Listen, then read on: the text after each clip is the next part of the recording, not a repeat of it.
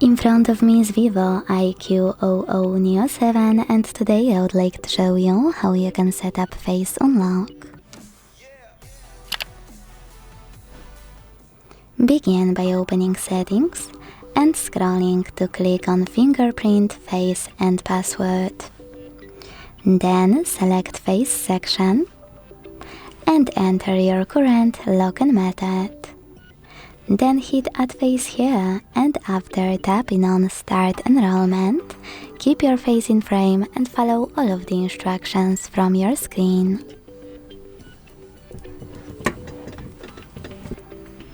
Then hit OK and manage all of those options however you want to. So when I go back, switch off my screen and turn it back on, I can see that face unlock is working properly. Thanks so much for watching. If you enjoyed this video, don't forget to leave a like, comment and subscribe. Bye!